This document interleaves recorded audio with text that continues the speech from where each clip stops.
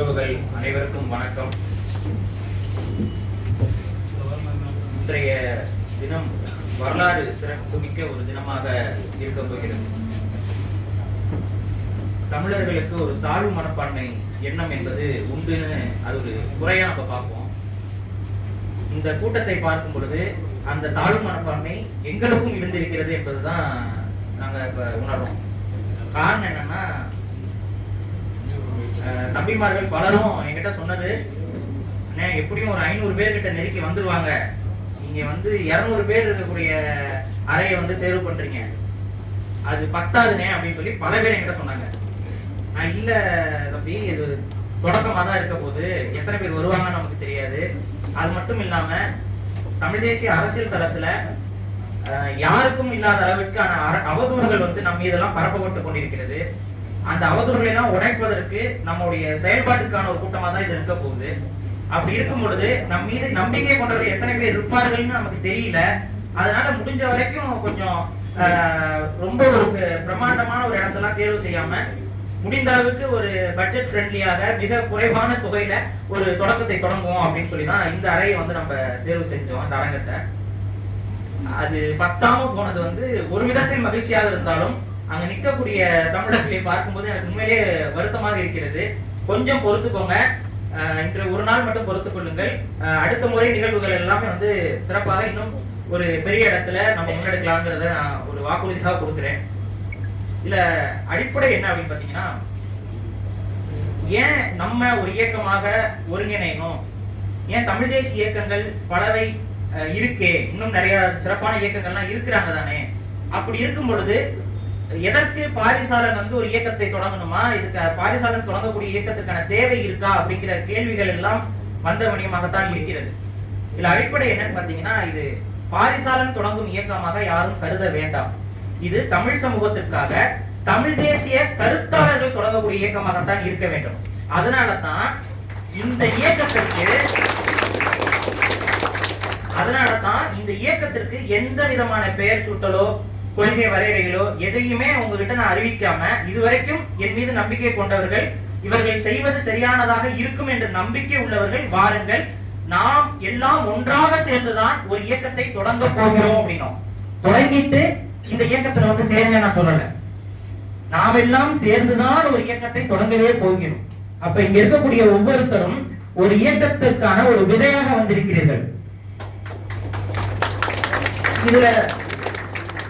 இதுல மிக முக்கியமான இதுல தமிழர் தேயம்னு சொல்லி நான் ஒரு பதிவு பண்ணினேன். இந்த இயக்கத்திற்கான அழைப்புதல்ல அதை பற்றியான ஒரு செய்தி போடும்போது, தமிழர் தேயத்தை கட்டி அமைக்க அப்படின்னு சொல்லி ஒரு வரி தமிழர் தேயம் அப்படின்னு சொல்லி போட்டிருந்தேன். அதுல பல பேர் என்ன கேட்டிருந்தாங்க, எழுத்து பிழையாக எழுதியிருக்கிறீர்கள், தேசியம் என்பதற்கு பதிலாக தேயம் என்று எழுதியிருக்கிறீர்கள். இப்ப எனக்கு அப்ப பார்த்துட்டு சரி நம்ம விளக்கம் கொடுத்தோம் இல்லைங்க அப்படின்னு. அப்பதான் ஒரு விஷயம் புரிய வந்தது. ஒரு விஷயம் சரியானதாக இருக்கும், அதுதான் சரியான தேயம் என்ற வார்த்தை தான் சரியான தூய தமிழ் வார்த்தை. தேசியம் என்பது ஒரு மருவிய வார்த்தை, அதற்காக அதை நாம் தூக்கி எறிய வேண்டிய அவசியம் இல்லை. மருவிய சொற்களை நாம் பயன்படுத்திக் கொண்டுதான் இருக்கிறோம். தேயம் என்பது ஒரு தூய தமிழ் வார்த்தை. ஆனால் இந்த தூய தமிழ் வார்த்தை இதுதான் சரியான வார்த்தை, இதுதான் உண்மையான வார்த்தை. ஆனா இதுதான் உண்மையானது என்பது தெரியாமல் இருக்கக்கூடிய தமிழர்களுக்கு உண்மையான ஒரு விஷயம் பிழையாக படுகிறது, பிழையா பாக்குறாங்க. இது நமது கருத்தியலுக்கும் பொருந்தும். குடி ஒற்றுமை கோட்பாடு நம்ம தொடர்ச்சியா பேசிட்டு வரோம். தமிழ் தேசியம் என்று பேசிவிட்டு குடிகள் அப்படி நீங்க பேசினீங்கன்னா அது பிழையான தமிழ் தேசியம் சொல்லி சில மூத்த தமிழ் தேசியவாதிகள் கூட நமக்கு அறிவுரை கொடுத்து கொண்டிருக்கிறார்கள். புரிந்து கொள்ளுங்கள், எப்படி தேயம் என்ற தூய தமிழ் சொல் இவர்களுக்கு அந்நியப்பட்டு போயிருக்கிறதோ, அதே போல குடி ஒற்றுமை குடிகள் என்ற வார்த்தையும் இவர்களுக்கு அந்நியப்பட்டு போயிருக்கிறது. குடிகளை பற்றி பேசாத புலவர்கள் இல்லை, குடிகளை பற்றி பேசாத அரசர்கள் இல்லை, குடிகளை பற்றி எழுதாத தமிழ் இலக்கியங்கள் இல்லை. எல்லா இலக்கியங்களும் குடிகள் இருக்கிறது, அவைகளுக்கு வரலாறு உண்டு. ஆனா அந்த வரலாற்றை நாம் இங்க இருட்டெடுப்பு செய்துவிட்டு தமிழர்களுக்கு ஒரு வரலாறு தேடுறோம். தமிழர் வரலாறு எங்க தெரியுங்க? குடிகளுக்கான வரலாறுடைய ஒருங்கிணைப்பு தான் தமிழர் இனத்திற்கான வரலாறு. அப்ப இந்த குடிகள் அப்படிங்கிற அந்த விஷயத்த தமிழ் சமூகத்திடம் இருந்து அந்நியப்படுத்தி அதை எதிர்ப்பதமாக தமிழ் இன ஓர்மை என்றால் குடிகள்லாம் பேசக்கூடாது. அது எப்படி? எனது அடையாளங்களில் ஒரு அடையாளத்தை அழித்து விட்டு தான் ஒருமை பிறக்கும் ஓர்மை பிறக்கும் என்பது எத்தகைய அரசியல்? எனக்கு என்று ஒரு அடையாளம் இருக்கிறது, அனைவருக்கும் ஒரு அடையாளம் இருக்கிறது. இந்த அடையாளத்தை எல்லாம் அழித்தால் நமக்கு அடையாளம் கிடைக்காது, அடையாளம் மற்றவர்களாகத்தான் மாற்றப்படுவோம். சரி, இந்த மாதிரியான விஷயங்களை அறிவுரை கொடுப்பவர்கிட்ட நம்ம பல முறை கேள்விகள் முன் வச்சிருக்கோம். சரிங்க, நீங்க சொல்வது போல இந்த குடி இதெல்லாம் பேசணும்னா சாதிய ஏற்றத்தாழ்வுகளுக்கு வலு சேர்ப்பது போல போயிரும்னா நீங்க கவலைப்படுறீங்க. சரி, ஓகே. தமிழ் தேசியத்துடைய மூல கொள்கை என்னன்னு கேட்கிறோம். தமிழ்நாட்டை தமிழர் ஆள்வது அப்படிங்கிறாங்க. அப்படியே விசில் அடிச்சு கைதட்டல் எல்லாம் பறந்து, ஆமா, தமிழ்நாட்டை தமிழர் ஆள்வதுதான். சரி, அந்த தமிழர் யாருங்க? நான் மட்டும் கேட்கல, எதிர்த்தரப்புல இருக்கிறவங்க கேட்கிறாங்க, யார் தமிழர்? இந்த கேள்வி என்னிடம் வைக்கப்பட்டது. ஒவ்வொரு தமிழ் தேசியவாதிகளிடமும் இந்த கேள்வி பலரால் வைக்கப்படுகிறது. பதில் சொல்வதற்கு யார்? அப்ப பதில் சொல்லணும்ல. ஒருவர் என்ன சொல்றாரு, தமிழ் மொழியை பேசினால் வீட்டுல பேசணும், வெளியில பேசணும், பேசுறாங்க. வீட்லயும் பேசி வெளியிலயும் பேசி தமிழுக்காக தான் வாழ்ந்தேன்னு சொல்லி ட்ரெயின் ஏறி வந்தவங்களாம் இருக்கு. கடைசி வரைக்கும் தமிழர்களுக்கு அப்படின்னு சொல்லி பேசிக் கொண்டிருந்தார்கள். வீட்லயும் தமிழ் தான் பேசுறாங்க, வெளியிலயும் தமிழ் தான் பேசுறாங்க, மேரேஜோடும் தமிழ் தான் பேசுகிறார்கள். அவங்க எல்லாம் தமிழர்கள் ஆகி விடுவார்களா? தமிழ்நாட்டை தமிழர் ஆளும். யார் அந்த தமிழர்? அப்ப பலரும் சொல்ல தயங்கிய ஒரு கருத்தை முதலாக நான் முன்வைத்தேன். உங்களுக்கு தெரியும், சமூக வலைதளங்கள்ல தமிழை தாய்மொழியாக கொண்ட தமிழ் குடியில் பிறந்தவர்களே தமிழர்கள்.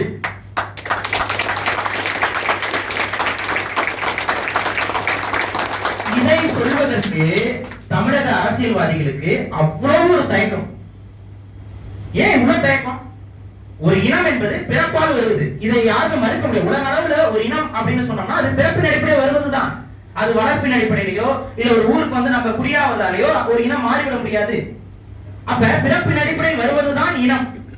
இனம் பேசுகிறோம், இனத்திற்காக பேசுகிறோம் என்று சொல்லிவிட்டு கடைசியில குடிகளை பேசாமல் இல்ல குடிகளை ஒழிக்கணும், இனத்திற்கான அடையாளங்களை ஒழிக்கணும். இப்ப நான் கேட்கிறேன், இன்னைக்கு தமிழ் தேசியம் பேசக்கூடிய ஒவ்வொருத்தரையும் இவர் தமிழர் அல்ல, அவர் தமிழர் அல்ல, இவர் அது அல்ல, இவர் இது அல்ல சொல்லிட்டு இருக்காங்களா இல்லையா?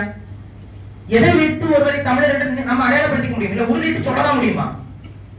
அப்ப குடிங்கிற ஒரு அடையாளம் நமக்கு இருந்தால்தான் அந்த குடியை வைத்து தமிழர் என்று உங்களை அடையாளப்படுத்திக் கொள்ள முடியும். அப்ப ஒரு வேறாக இருப்பது குடி அடையாளம். சரி, தமிழர் வழிபாடுகளை மீட்போம். எல்லா தமிழ் தேசியவாதியும் சொல்றது. யாராவது சொல்லாம இருந்திருக்காங்களா? தமிழர் வழிபாடுகளை மீட்க வேண்டும், தமிழர் ஆன்மீக புரிதலை வந்து தமிழருக்கு ஏற்படுத்த வேண்டும், தமிழருக்கு என்ற ஒரு தனித்துவமான ஒரு கடவுள் கோட்பாடு இருக்கு, எல்லாரும் சொல்றாங்க. குலதெய்வங்கள், குலதெய்வங்கள் தான் நமக்கு முதன்மையான தெய்வங்கள், எல்லா தமிழ் தேசியவாதிகளும் சொல்லுவாங்க. அப்ப மறைமுகமாக இந்த சாதி ஒழிப்பு கோட்பாடு எதை நோக்கி நகர்த்துகிறது? சாதி ஒழிச்சிட்டீங்க, நாளையிலிருந்து சாதி இல்ல, குலங்களும் இல்லை, குல தெய்வங்களும் இல்லை, தமிழருக்கு என்ற வழிபாடு முறைகளும் இல்லை. இதானே? பெருதெய்வ வழிபாடு மட்டும்தான் இருக்கும். அந்த பெருதெய்வ வழிபாடு நம்ம கிட்ட யாருக்கு? வெளியில இருந்து வந்த ஆரியத்திடம் இருக்கிறது. இன்னைக்கு நம்ம ஒரு கோயிலுக்கு போனா கூட அவங்க தான் உள்ள இருக்கிறாங்க. நீங்க வெளியில இருந்து தமிழ் மொழியில இருந்து வழிபடலாம், ஆனா அது முழுக்க முழுக்க அதோடைய அதிகாரம் அங்கீகாரம் எல்லாம் அவங்க கிட்ட இருக்கு. எப்படி மீட்டெடுப்பீங்க? அப்ப இதுதான் வேரை வந்து இழந்து விட்டு ஒரு நான் வந்து வேரை மட்டும் அறுத்துறேங்க, மித்தபடி மரத்துக்கு இருக்க இலைகள் கிளைகள் தலைகள் இதெல்லாத்தையும் நான் பாதுகாப்பேன் அப்படின்னா பாதுகாக்க முடியாது. வேரை விஷத்தை ஊற்றிவிட்டு வேரை நீங்கள் நீர்த்து போக செய்துவிட்டு வேரை வெட்டி விட்டு நான் மரத்தை பாதுகாப்பேன் என்று சொல்வது நம்ம எல்லாம் ஏமாற்றக்கூடிய செயல். சரி, உங்க மனசாட்சியை தொட்டு சொல்லுங்க. இன்னைக்கு ஏதோ ஒரு சமூகத்தில் இருந்தா இத்தனை பெரும் கூட்டம் வந்திருக்கிறீர்கள். எத்தனை தமிழ் குடிகளில் இருந்து வெளிப்படையாக சொல்கிறேன், இந்த கூட்டத்தில் வராத தமிழ் குடிகள் எதுவும் இருக்காது. அத்தனை தமிழ் குடிகள் அனைவரும் சமமாக இருக்கிறோம், அனைவரும் ஒற்றுமையாக இருக்கிறோம். என்ன தமிழர்கள் என்றால் குடி அடையாளத்தோடு சேர முடியாது. ஒருவர் குடி அடையாளத்தை சொல்லிக் கொண்டால் அவர் மீது அவர் மற்ற சமூகங்கள் வராது, அவரோட சேர்ந்து செயல்பட மாட்டார். இதெல்லாம் வியாக்கியானமும் தமிழர்கிட்ட மட்டும் வந்து கட்டுறாங்க பாருங்க. எல்லா வியாக்கியானங்களும் தமிழக மட்டும்தான். இங்க விளம்பரம் செய்யும் போது ரெட்டி குட்டி சட்டி அத்தனை விளம்பரம். ஏதாவது கவலைப்படுறாங்களா? ஏன் ஆந்திராவில் இருக்கக்கூடியவங்க எல்லாம் நாயுடு ரெட்டின்னு சொல்லிட்டு அவங்க வெவ்வேறு சமூகத்தவர்கள் வாக்கு வாங்காம போயிட்டாங்களா, போடாம போயிட்டாங்களா? தமிழர்களிடம் மட்டும் நம்ம தான் சாதியா பிரிஞ்சிருக்கிறோம், சாதியா பிரிஞ்சிருக்கிறோம், சாதியா பிரிஞ்சிருக்கிறோம். இது ஒரு பொய்மை. தமிழர்களுக்குள்ள சின்ன முரண் ஏற்பட்டாலும் அந்த முரண்களை ஊதி பெரிதாக்கி ஊடகத்தில் வைத்து மணிக்கணக்காக விவாதிப்பார்கள். மணிக்கணக்காக, கொஞ்சம் நெஞ்சமா இல்ல, பல மணி நேரங்கள் உட்கார்ந்து போதைப் பொருள் இந்த சமூகத்துக்கு அந்த சமூகத்துக்காக, அந்த சமூகத்துக்கு இந்த சமூகத்துக்காக, அதனால வெட்டுறாங்க, இவங்க வீட்டுல பொண்ணு கொடுப்பாங்களா, பொண்ணு எடுப்பாங்களா? சமத்துவத்திற்கான பேச்சா இது? சமத்துவத்திற்கான பேச்சா? சமத்துவம் என்ன? உன்னுடைய கவலை எனக்கு புரிகிறது, என்னுடைய கவலை உனக்கு புரிய வேண்டும், நம்ம ரெண்டு பேருக்கும் பாதிப்பு இருக்கிறது, நாம் இரண்டு பேரும் ஒன்றாக சேர்ந்தால் தான் அதிகாரத்தில் நாம் கோலோச்ச முடியும். இதுதான் அரசியல். இரண்டு சமூகங்கள் ஒன்றாக நின்றால்தானே கோலோச்ச முடியும். ஆனா அந்த அடிப்படை புரிதல் இல்லாம தொடர்ச்சியா இரண்டு சமூகங்கள் ஒரு இடத்துல ஒன்னாக அமர்ந்து ஒரு விஷயத்தை பேச வரும் பொழுது, என்ன ஒன்னா உட்காந்துருக்கீங்க, உங்க வீட்டு பிள்ளைய அவங்களுக்கு கொடுப்பீங்கன்னா அவங்க வீட்டு பிள்ளைய, இவங்களுக்கு இதே புத்தி. இது என்னையா பழக்க வழக்கம்? ஒரு பேச்சுவார்த்தைக்கு வரும்பொழுது, ஒரு நட்போடு வரும்பொழுது அங்க எடுத்த உடனே ஒரு பிரச்சனை கிளப்பி நடக்கும். அகமன உறவுகளை கடந்தும் தமிழர் குடிகள் இணைவார்கள். எப்ப இணைவார்கள்? திராவிடம் என்ற ஒரு பொய் கொள்கை இந்த மண்ணில் மண்ணோடு மண்ணாக மக்கி அழிந்து ஒழிந்த பின்பு தமிழ் இவைகள் முதல்ல நீங்க ஒழிச்சு எறியணும். இங்க விஷ செடிகள் வைக்க பார்த்தீனிய செடிகள் போல திராவிடம் என்பது பார்த்தீனியம் தமிழ் சமூகத்துக்குள்ள வளர்ந்திருக்கிறது.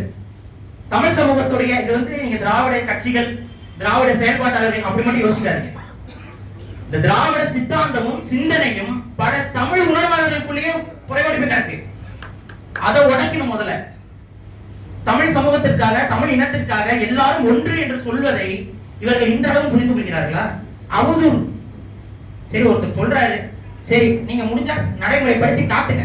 ஒரு சவால் கொடுக்கலாம். ஒரு சவால் கொடுத்தாங்க, அந்த சவாலுக்கான ஒரு கூட்டம் தான் இது, ஒரு சிறிய கூட்டம்.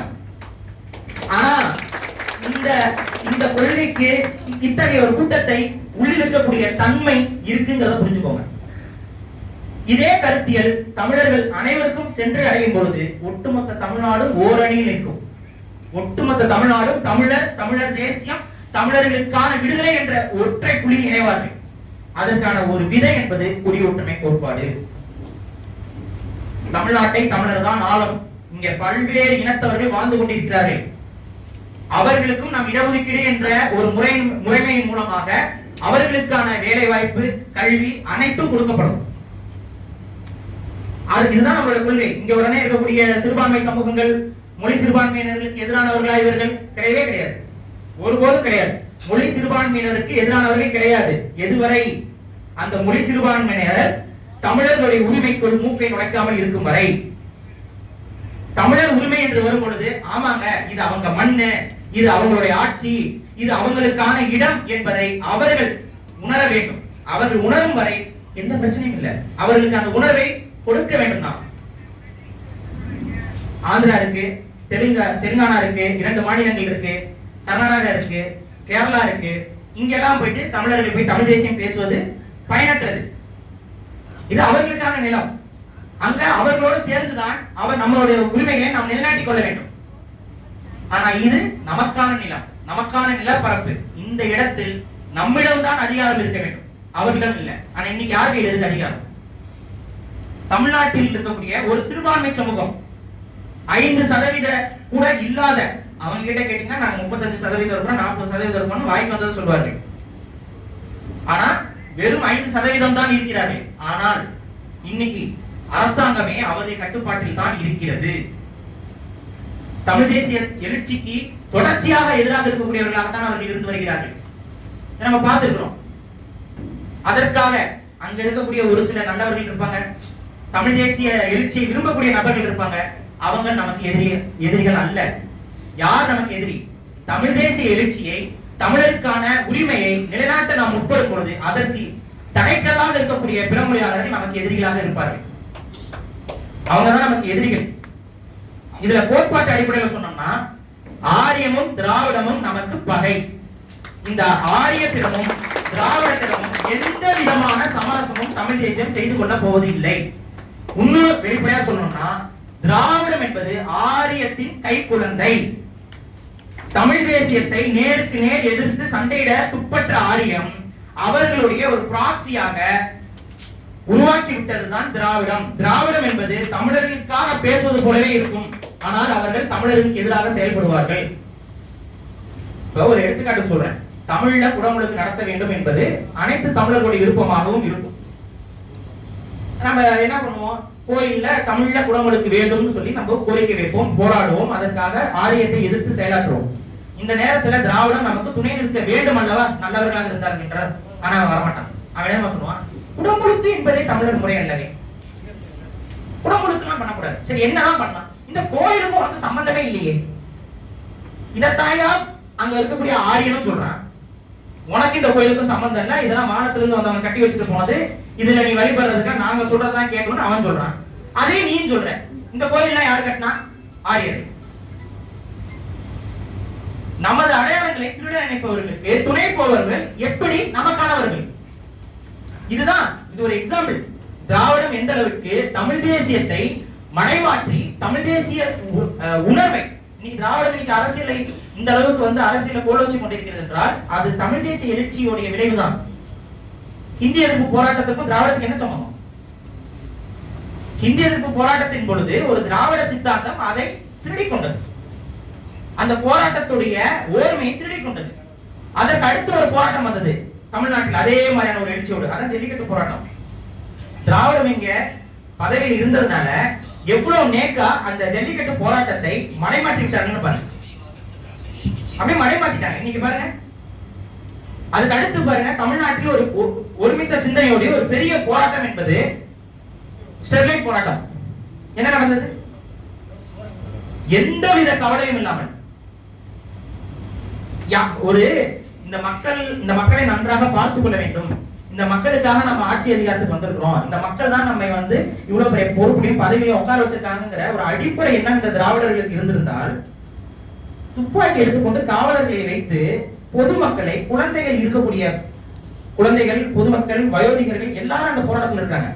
யாராவது துவக்கை கொடுத்து போய் சுடுறான்னு சொல்லுவானா? அப்ப இவர்கள் எந்த அளவுக்கு தமிழர்களை பார்க்கிறார்கள் என்பதை நீங்கள் புரிந்து கொள்ள வேண்டும். அப்ப தமிழகம் என்பது இன்னைக்கு ஒரு பெரிய ஆபத்துல இருக்கு, நீங்க ஒரு பெரிய ஆபத்துல இருக்கு. அந்த ஆபத்திலிருந்து நாம் மீட்க வேண்டும் என்றால் தமிழ் தேசிய கோட்பாடு என்பது சரியான முறையில், தமிழ் தேசியம் பேசுவதற்கு இங்கே ஆயிரக்கணக்கான இயக்கங்கள் உண்டு. ஆனா இன்னைக்கு நான் ஒண்ணு பேசுவேன், நாளைக்கு நான் ஒண்ணு பேசுவேன், நாளைக்கு ஒண்ணு பேசுவேன்னா அது தனிப்பட்ட நபர்களின் மீது இருக்கக்கூடிய மரியாதையை மட்டும் குறைக்காது, ஒட்டுமொத்த கருத்தியலின் மீது இருக்கக்கூடிய மரியாதையும் குறைக்கும். நம்மை பின்பற்றக்கூடியவர்கள் ஒரு சிறிய அளவு கையளவு கூட இருக்கலாம், ஆனா அந்த கையளவு இருக்கக்கூடியவர்களுக்கும் இவர்தான் சரியானவர் என்ற நம்பிக்கை இருக்க வேண்டும். அந்த நம்பிக்கை முதல்ல நம்மவர்களுக்கு இருக்கணும். அந்த நம்பிக்கை நம்மவர்களுக்கு இல்லை என்றால் அரசியலில் வெற்றி பெற வாய்ப்பு இல்லை, பொதுமக்களிடம் போய் நன்மதிப்பு பெற வாய்ப்பு இல்லை. அப்ப நம்ம கொண்ட கொள்கைக்கும் கோட்பாட்டுக்கும் எந்த பிரச்சனையும் இல்லாமல், எந்த விதமான சமரசமும் இல்லாமல் தொடர்ச்சியாக ஒரே கொள்கை, ஒரே கோட்பாடு, ஒரே கருத்தியல், அதுல தொடர்ச்சியாக பயணப்பட வேண்டும். அதுல இன்னைக்கு ஒரு நாள் ஈவேரா வாழ்க, ஒரு நாள் ஈவேரா ஒழிக, ஒரு நாள் குடி ஒற்றுமை வேண்டும், ஒரு நாள் குடி எல்லாம் ஒழிக்கணும், சாதி ஒழிப்பு. இங்க யாராவது ஒரு சாதிய படுகொலை நடந்துச்சுன்னா உடனே சாதி ஒழிப்பு, இல்லைன்னா அந்த பக்கம் போனோம்னா இப்படி இருக்கக்கூடாது. அது முறையான தமிழ் தேசிய போக்கு அல்ல. அந்த போக்கை நாம் முன்னெடுத்துக் கொண்டிருந்தோம் என்றால் தமிழ் தேசிய சிந்தனை என்பது பொதுமக்களிடம் கொண்டு போய் சேர்க்க முடியாது. மக்கள் நம்பிக்கை இழந்து விடுவார்கள், மாத்தி மாத்தி பேசுவாங்க, கடந்து போயிடுவாங்க. அந்த மாற்றி பேசக்கூடிய தன்மை நமது இயக்கத்தில் ஒருபோதும் இருக்காது. முழுக்க முழுக்க என்ன கருத்தியல் என்பது சொல்லப்பட்டு நீங்கள் வந்திருக்கிறீர்களோ அந்த கருத்தியலில் இருந்து இம்மை அளவு சமரசம் கூட இந்த இயக்கம் செய்யாது. அது மட்டுமல்லாமல் இந்த இயக்கத்தில் இருக்கக்கூடிய ஒவ்வொருத்தரும் இந்த இயக்கத்துடைய அங்கமாக செயல்படுவார்கள். ஒரு அங்கம். இவர்களை பழி கொடுத்து விட்டு இவர்களுக்கு ஒரு பிரச்சனை என்றால் இயக்கம் ஒதுங்கி இருக்காது. இதையும் நான் இங்க ஒரு இதா சொல்றேன். இங்க இருக்கக்கூடியவர்களை வைத்து புகழடைய வேண்டும், பணம் அடைய வேண்டும், இவர்களை பயன்படுத்திக் கொண்டு மேல் போக வேண்டும் என்கிற எண்ணம் இயக்கத்தில் இருக்கக்கூடிய ஒருத்தருக்கும் இருக்கக்கூடாது. நிச்சயமாக களம் என்பது மிக ஆரோக்கியமான, மக்களை புரிதலின் பக்கம் இழுக்கும் விதமாக, அதிக பொருளாதார செலவில்லாமல் ஒவ்வொருத்தருடைய பாதுகாப்பையும் உறுதிப்படுத்தும் விதத்தில் ஒவ்வொரு போராட்டமும், ஒவ்வொரு கோரிக்கைகளும், ஒவ்வொரு செயல்பாடுகளும் இருக்கும். இங்க நம்மை நம்பி வந்திருக்கக்கூடிய நாம் என்ன சொல்றோம்னா, தமிழகத்தை காப்பது இருக்கட்டும், நம்மை நம்பி வருவதை முதல்ல காக்கணும்ல, அவர்களை காப்பாற்றுவது முதல் படி. நம்மை நம்பி இருக்கக்கூடிய ஒவ்வொரு தமிழ் தேசியவாதியிலும் வாழ்விலும் அவங்களுடைய செயல்பாட்டிலும் அவங்களுடைய பொருளாதாரத்திலும் அவர்கள் நொடித்து போய்விடக்கூடாது. ஏன்னா ஒவ்வொரு தமிழ் தேசியவாதியும் இங்க நொடிய அவருடைய பொருளாதாரமும் அவருடைய வாழ்க்கையில ஒரு பிரச்சனைகளை சந்திக்க தமிழ் தேசியத்திலிருந்து அவர் அப்புறப்படுத்தப்பட்டு கொண்டே இருக்கிறார். நீங்க பார்த்திருப்பீங்க. ஒரு இப்ப நான் வந்து பாத்தீங்கன்னா 2013 இருந்து தமிழ் தேசிய தளத்துல பார்த்துட்டு இருக்கேன். என்னோட பயணித்த பல பேர் இன்னைக்கு தமிழ் தேசிய தளத்துல இல்ல. ஒவ்வொருத்தருக்கும் ஒவ்வொரு காரணம். ஒரு சிலர் பொருளாதாரத்தில் நொடிந்து விட்டார்கள், ஒதுங்கி விட்டார்கள். ஒரு சிலருக்கு அதீதமான அந்த வழக்குகள், பிரச்சனைகள், அதன் மூலமாக அவர்களால் தொடர்ச்சியாக செயல்பட முடியாத தன்மைகள் அவங்க ஒதுக்கிட்டாங்க. 2013 இருந்து இன்னைக்கு நான் பாக்குறேன், என்னுடைய அலைபேசியில வந்து தமிழ் சார்ந்த நபர்கள் அவங்க எல்லாத்தையும் பதிவு செய்யும்போது தமிழ் தான் பதிவு செஞ்சிருப்பேன் இறுதியில. ஏன்னா தமிழ் தேசியம் சம்பந்தப்பட்டவர்கள் அப்படிங்கறதுனால இன்னைக்கு நான் அந்த கான்டாக்ட் எடுத்து பார்க்கும் பொழுது பல பேர் பாதிக்கு மேல ஒதுங்கிட்டாங்க. அழைச்சு பேசினா கூட நல்லா இருக்கீங்களா, ஆமாங்க, இப்ப என்ன இப்ப கொஞ்சம் குடும்ப சூழல் காரணமாக நான் ஒதுங்கி இருக்கேங்கிறாங்க. இது நம்ம இனத்திற்கு ஒரு பெரிய வீழ்ச்சி. உணர்வு பெற்று வரக்கூடியவர்கள், விதையாக வந்தவர்கள் மரமாக வளர வேண்டுமே ஒழிய காணாமல் போயிடக்கூடாது. இன்னைக்கு பலரும் அவ்வாறு காணாமல் ஆக்கப்பட்டு இருக்கிறார்கள், காணாமல் போயிருக்கிறார்கள் அரசியல் தளத்தில். அது நம் இயக்கத்தில் இருக்காது. முழுக்க முழுக்க செயல்படுபவர்களுக்கு இந்த இயக்கத்தில் முன்னுரிமை என்பது கொடுக்கப்படும். அது மட்டும் இல்லாம தனிப்பட்ட காழ்ப்புணர்ச்சியினால இந்த இயக்கத்திலிருந்து ஒருத்தரை கூட நகர்த்த முடியாத அளவுக்கு தான் இந்த இயக்கத்துடைய கட்டமைப்பு என்பது வகுக்கப்பட போகிறது. இவரு பிடிக்கல, இவரோட வளர்ச்சி எனக்கு பிடிக்கல, அதனால இவர் போயிட்டாரு அவருக்கு அப்படின்னா எதுவுமே இருக்காது. இங்க ஒழுங்கு நடவடிக்கை குழு என்ற ஒரு குழு இருக்கும். அந்த குழுவிடம் வழக்குகள் கொடுக்கப்படும். ஒரு தொகுதியில ஒரு பிரச்சனை, அந்த தொகுதியில இருக்கக்கூடிய உறுப்பினர்களுக்குள்ள ஒரு பிரச்சனை முரண் இருக்குன்னா வழக்காக அது பதிவு செய்யப்பட்டு விசாரணைக்கு ஏற்பட்டு அவங்க சைட்ல இருந்து விளக்கங்கள் கேட்கப்பட்டு அதற்கப்புறம் தான் முடிவு என்பது கொடுக்கப்படும். முழுமையான ஜனநாயக தன்மையோடு இந்த இயக்கம் என்பது கட்டமைக்கப்பட போகிறது. அனைத்து பொறுப்புகளும் நியமன பொறுப்புகளாக தான் ஆரம்ப காலகட்டத்தில் கொடுக்கப்படும். நியமன பொறுப்புகள் நிரந்தர பொறுப்புகளாக மாறும் பட்சத்தில் மாறும் எப்பனா முறையான தேர்தல் முறையின் அடிப்படையில அந்த நிரந்தர பொறுப்புகள் என்பது கொடுக்கப்படும். தேர்தல் நடக்கும், அது வரைக்கும் நியமன பொறுப்புகள் தான். நியமன பொறுப்புகள்ல கிளைகள் கட்டமைப்பு இதெல்லாம் தொடர்ச்சியாக நடக்கும். அது எல்லாமே அந்த மாதிரியான டீடைல்ஸ், அது சார்ந்த விஷயங்கள் எப்படி நம்ம இயக்கம் என்று செயல்படுங்கிற அந்த விஷயங்கள் எல்லாம் அடுத்த கட்ட கூட்டத்திலும் கலந்தாய்வுகளிலும் நம்ம வந்து முழுமையாக ஒரு இயக்கம் என்பது எப்படி செயல்படுங்கிறத ஒரு ஷார்ட் மாதிரி போட்டு நான் காமிச்சு உங்களுக்கு விளக்கம் கொடுக்குறேன். அது எந்த வித ஓட்டையும் இருக்காது. அப்ப இந்த இயக்கம் என்பது முழுக்க செயல்பாட்டை நோக்கி நகர்ந்து கொண்டே இருக்கும். அது மட்டும் இல்லாம நமது கொள்கை கோட்பாடாக இருப்பது தற்சார்பு பொருளாதாரம்.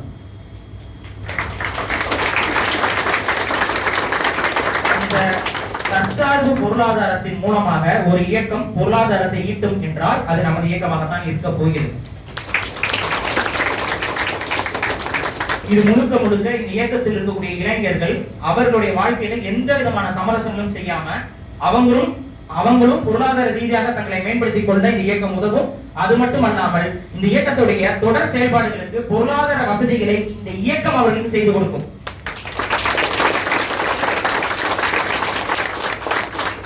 இது உள்நாட்டு உற்பத்தியையும் நம்ம இங்க எத்தனையோ விவசாயிகள் இருக்காங்க, எல்லாருக்கும் தமிழ் தேசிய சிந்தனை இருக்கும், தற்சார்பு பொருளாதாரம் சார்ந்த புரிதல் இருக்கும். அவர்கள் அனைவரையும் நம் இயக்கத்துக்குள்ள கொண்டு வருவோம். அதன் மூலமாக உற்பத்தியாளர்களும் நம் இயக்கத்தில் இருப்பார்கள், வியாபாரிகளும் நம் இயக்கத்தில் இருப்பார்கள். அதன் மூலமாகவே கருத்தியலும் தமிழ் தேசிய கருத்தியலும் குடி ஒற்றுமை கோட்பாடும் தமிழ் சமூகத்துள்ள கடத்தப்படும். கிராமம் தோறும் நமது உறுப்பினர்கள் அந்த கிராமத்தில் நடக்கக்கூடிய சமூகம் சார்ந்த பிரச்சனைகள், சிக்கல்கள், அவற்றுக்கு தீர்வு கொடுக்கக்கூடிய இடத்திற்கு உயர்வார்கள். இப்ப ஒரு இயக்கத்துல நம்ம ஒரு உறுப்பினர்களை சேர்க்கிறோம் சொல்றோம்னா அவர்கள் நல்லொழுக்கம் பெற்றவர்களாக இருக்க வேண்டும். நல்லொழுக்கம் என்பது நமது இயக்கத்தில் முதன்மையான ஒரு கோட்பாட்டு கருவியாக இருக்கும். ஒழுக்கமற்றவர்களுக்கு நம் இயக்கத்தில் எந்த விதமான பொறுப்பும் இருக்காது. அவர்களுடைய தீய ஒழுக்கத்தால், தீய செயல்களால் இயக்கத்திற்கோ அவர்களுக்கோ தனிப்பட்ட ரீதியாக ஒரு பிரச்சனையோ சிக்கலோ வரும் பட்சத்தில் அது உண்மையாக என்று விசாரிக்கப்பட்டு அவர்கள் இயக்கத்திலிருந்து விடுவிக்கப்படுவார்கள். அந்த அளவுக்கு, ஏன்னா நம்ம எல்லாருக்கும் ஒரு வழிகாட்டியாக, ஒரு தலைவனாக மேதகு வேலுப்பிள்ளை பிரபாகரன்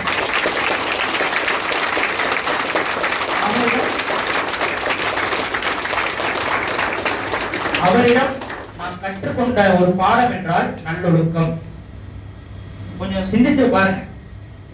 அவ்வளவு பெரிய படைய ஒழுக்கம் மட்டும் இல்லை என்றால் அவரால் கட்டமைத்திருக்கவே முடியாது. அப்ப ஒரு அடிப்படை கூறு என்பது ஒழுக்கம். தமிழ் தேசிய சிந்தனை என்பது ஒருவருக்கு வந்துவிட்டது என்றாலே ஒழுக்கம் என்பது தானாக வந்துவிடும். பூரண மதுவிலக்கு கோட்பாட்டா நம்ம பேசுறோம். எல்லா தமிழ் தேசிய இயக்கங்களோட கோட்பாடும் அதுவாகவே இருக்கிறது. மது குடிக்கக்கூடிய நபர்களை நம் இயக்கத்துக்குள் வைத்துக் கொண்டு பூரண மதுவிலக்கு என்று பேசும்போது அவர்களும் உண்மையாக பேச மாட்டார்கள். அது உண்மையான செயல்பாடாகவும் இருக்காது. இன்னொன்னு புரிஞ்சுக்கணும், அது என்ன அவ்வளவு பெரிய விஷயமானு நினைக்கலாம். ஏன்னா நீங்க அந்த அளவுக்கு நம்மிடம் திணிக்கப்பட்டு விட்டது. நம் உடம்புக்கு கெடுதி என்று மதுவை தெரிந்தேதான் பலரும் இங்கே உட்கொள்கிறார்கள். அவங்களுக்கு தெரியும் நம்ம உடம்புக்கு இது கெடுதி. நம் உடலுக்கு கெடுதி என்று அறிந்தும் ஒரு விஷயத்தை தொடர்ச்சியாக ஒருவன் போதைக்காக செய்கிறான் என்றால் அத்தகைய குணம் கொண்டவர்கள் நாளை நம் நாட்டிற்கு கெடுதி, நம் மக்களுக்கு கெடுதி என்பதற்காக அவர்களுடைய போதைக்காக அவர்கள் மிக்க தயாராக இருப்பார்கள். ஆகவே பூர்ண மது விலக்கு என்பது நமது இயக்கத்துக்குள்ள நடைமுறையில் இருக்கும். அதெல்லாம் என்னங்க பொருள்னா, நாளை பின்ன யாராவது வீடியோ எடுத்து இயக்கத்துடைய செயல்பாடுகள்ல இருக்கக்கூடிய நபர்கள் யாராவது குடிச்சு குமார் அடிப்பது போல காணொலி காட்சிகள்லாம் வந்தா அவங்க மீது தக்க நடவடிக்கை எடுக்கப்படும். கடந்து போக மாட்டோம். இவர் அவ்வளவு பெரிய ஆளு, இவர் இவ்வளவு பெரிய ஆளுன்னா கடந்து போக மாட்டோம். முழுமையான நடவடிக்கை எடுக்கப்படும். இரண்டாவது, இது செயல்பாடுக்கான ஒரு ஒரு இயக்கமாகத்தான் நாம் செயல்பட போகிறோம். முழுக்க முழுக்க செயல்பாடு என்பதில் எந்தவித சமரசமும் இருக்காது. சமரசம் என்பது கருத்திலும் இருக்காது, செயல்பாட்டிலும் இருக்காது. ஒரு போராட்டத்தை நாம் முன்னெடுத்தா அந்த போராட்டத்தில் வெற்றி வாகை சூடும் வரை அந்த போராட்டத்தை நம் இயக்கம் கைவிடாது. ஒரு போராட்டம், ஒரு அட்டெண்டன்ஸ் போட்டுருவோம். ஒரு போராட்டத்துக்கு போறோம், போனதுக்கு ஒரு அட்டெண்டன்ஸ் போட்டுருவோம். இந்த போராட்டத்துக்கு போறோம், அங்கேயும் ஒரு அட்டெண்டன்ஸ் போட்டுருவோம். அப்படி ஒரு போராட்டத்துக்கு போறோம், அங்கேயும் ஒரு அட்டெண்டன்ஸ் போட்டுருவோம். இந்த அட்டெண்டன்ஸ் போடக்கூடிய அரசியல் நமது அரசியலாக இருக்காது. ஒரு விஷயம் என்பது நம்ம கைக்கு வருதுன்னா அந்த விஷயத்துக்கு ஒரு நல்ல ஒரு விடிவை எந்த அடிப்படை போராட்டத்தின் மூலமாகத்தான்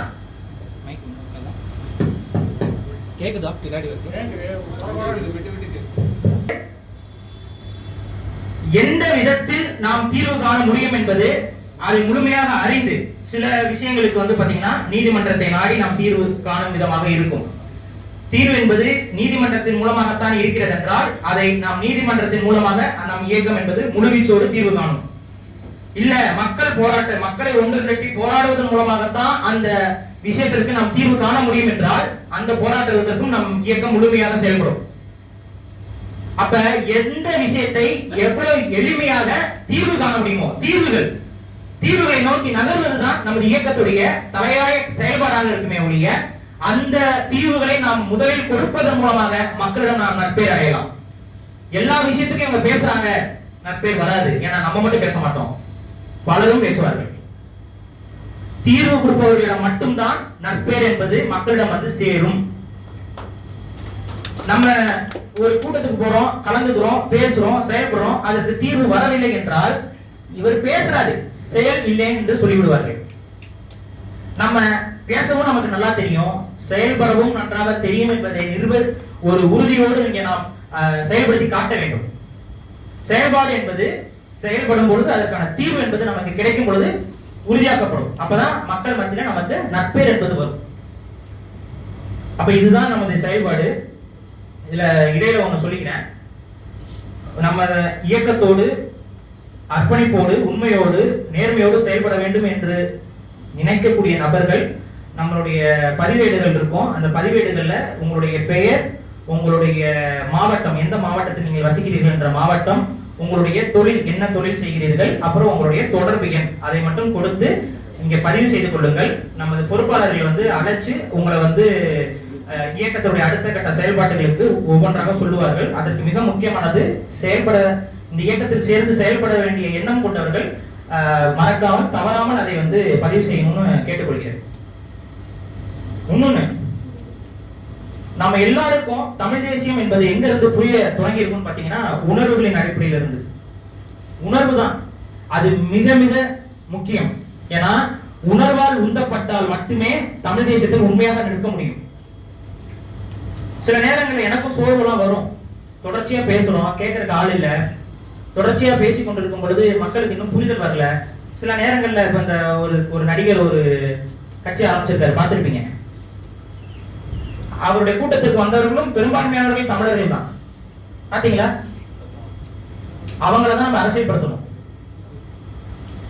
அந்த நடிகர் மீது அவர்களுக்கு பாசம் இருக்கலாம், பற்று இருக்கலாம், என்னவோ இருக்கலாம். ஆனா எவ்வாறு நடந்து கொள்கிறார்கள்? எனக்கு வருத்தமா இருந்துச்சு. என்ன வருத்தம்னா, அந்த நடிகர் நடந்து போகிறார் ஒரு ரேம்ப் வாக், அந்த அந்த அழகி போட்டிகள்ல அழகிகள் நடந்து வருவதற்கு ஒண்ணு கட்டுவாங்க. அந்த மாதிரி ஒரு ரேம்ப் வாக்ல நடந்து வர்றாரு. தலையில ஒரு ரிப்பன் எல்லாம் கட்டிட்டு வர்றாரு, அவங்க கட்சி கூடியது. அந்த ரேம்ப் வாக்ல அவர் நடந்து வர்றாரு. ஏதோ பாலையாக இருக்கக்கூடிய ஏதோ ஒரு தமிழர், புரிதலற்ற, சிந்தனையற்ற, எதற்காக வாழ்கிறோம் என்ற கொள்கையற்ற தமிழர்கள் இந்த நடிகர் மீது ஏதோ ஒரு பாசம் பார்ப்பதற்கு இந்த மரங்களில் ஏறக்கூடிய அணில்கள் கூட ஏறி வருகிறார்கள். நிறைய பேர் வராங்க. அந்த நடிகர் நடந்து போய் கொண்டிருக்கிறார். அவருக்கு பாதுகாப்புக்கு சில குண்டர்கள், அது பவுன்சர்களை தூய தமிழில் குண்டர்கள் என்றுதான் சொல்ல வேண்டும். அதுவும் வடக்கத்தி குண்டர்கள். அந்த வடக்கத்தி குண்டர்கள் இந்த நடிகர்களுக்கு பாதுகாப்பு. எந்த நடிகருக்கு? சினிமாவில் கிட்டத்தட்ட ஒரு 200 பேரை ஒரே ரூம்ல போய் அடிக்கக்கூடிய இந்த நடிகருக்கு வடக்கத்தி குண்டர்கள் பாதுகாப்பு.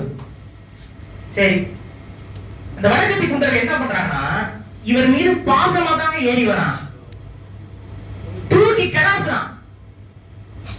அது இருக்கும், அந்த ரேம்ப் வாக் இருக்கும், ஒரு ஒரு ஒரு எனக்கு தெரிஞ்சு ஒரு 10 அடி இருக்கும், 8 அடி இருக்கும்.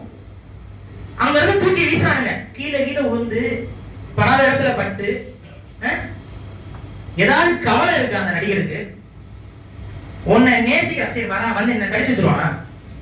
அப்படி கடிச்சு வைக்கிறான். நீ உன்னுடைய ரசிகனா மாத்தி வச்சிருந்தா எவ்வளவு ஒரு பயங்கரமான ஒரு விஷயம் அது. வரா இப்படி பண்ண கட்டி பிடிப்பான். நீ ஏதாவது சரி தம்பி இருப்பா அப்படின்னு சொல்லிட்டு போலாம், கடந்து போலாம். மேல ஏறி வரணும், தூக்கி போற, கண்டுக்காம போற நீ. இவர்களுக்கு அவ்வளவுதான் அந்த மக்களின் மீது பற்று. சரி, ஒரு கூட்டம் நடத்துறீங்க. இப்ப நமக்கு அந்த கூட்டத்துல பின்னாடி நிக்கிறவங்களுக்கு கால் நோக்குமேன்னு ஒரு கவலை. மட்ட மதியான கூட்டம், பயங்கரமான வெயில், எந்த நிழலும் இல்ல. நிழல் எங்க இருக்குன்னா